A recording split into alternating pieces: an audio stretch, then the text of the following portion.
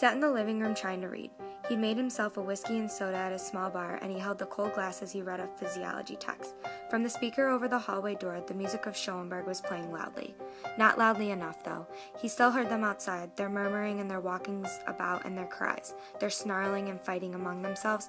Once in a while, a rock or a brick thudded off the house. Sometimes a dog barked. And they were all there for the same thing.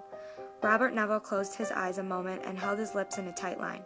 Then he opened his eyes and lit another cigarette, letting the smoke go deep into his lungs. He wished he'd had time to soundproof the house. It wouldn't be so bad if it weren't that he had to listen to them.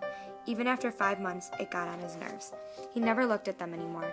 In the beginning, he'd made a peephole in the front window and watched them, but then the woman had seen him and started striking vile postures in order to entice him out of the house.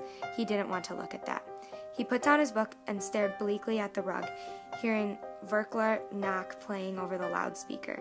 He knew he couldn't put plugs in his ears to shut off the sound of them, but then he would shut off the music too, and he didn't want to feel that they were forcing him into a show.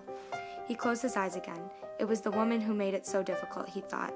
The women posing like glued puppets in the night, on the possibility that he'd seen them and decide to come out.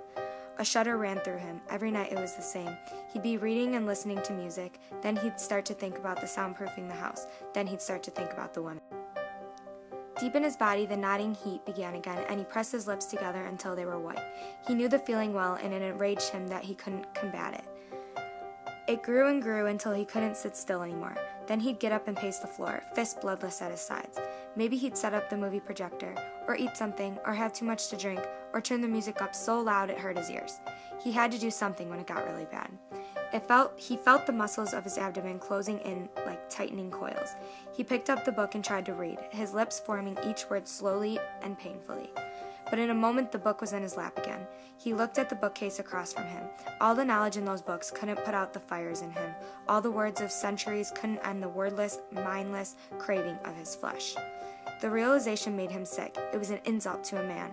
All right, it was a natural drive, but there was no outlet for it anymore. They'd forced celibacy on him. He'd have to live with it. You have to mind, don't you? He asked himself. Well, use it. He reached over and turned the music still louder, then forced himself to read a whole page without pause. He read about blood cells being forced through membrane, about pale lymph carrying the waste through the tubes blocked by lymph nodes, about lymphocytes and phagocytic cells.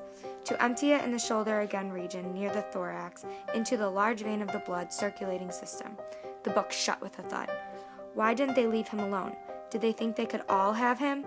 Why are they so stupid that they thought that? Why do they keep coming back every night?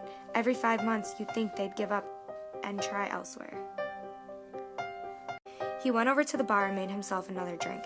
As he turned back to his chair, he heard stones rattling down across the roof and landing in thuds in the shrubbery behind the house. Above the noise, he heard Ben Cortman shout as he always did. "Come out, Neville!" "Someday I'll get that bastard," he thought as he took a big swallow of the bitter drink. "Someday I'll knock a stake right through his goddamn chest. I'll make 1 foot long for him, a special one with ribbons on it. The bastard. Tomorrow he'd soundproof the house. His fingers drew into the white-knuckled fists. He couldn't stand thinking about those women. If he didn't hear them, maybe he wouldn't think about them. Tomorrow. The music ended and he took a stack off records of the turntable and slid them back into their cardboard envelopes. Now he could hear them even more clearly outside. He reached for the first record he could get and put it in the turntable and twisted the volume up to its highest point. The Year of the Plague by Roger Lee filled his ears. Violins scraped and whined, timpani thudded like the beats of a dying heart, flutes played weird Anto melodies. With a stiffening of rage, he wrenched up the record and snapped it over his right knee. He meant to break it long ago. He walked on rigid legs to the kitchen and flung the piece into the trash box. Then he stood in the dark kitchen, eyes tightly shut, teeth clenched, hands clapped over his ears. "Leave me alone, leave me alone, leave me alone!"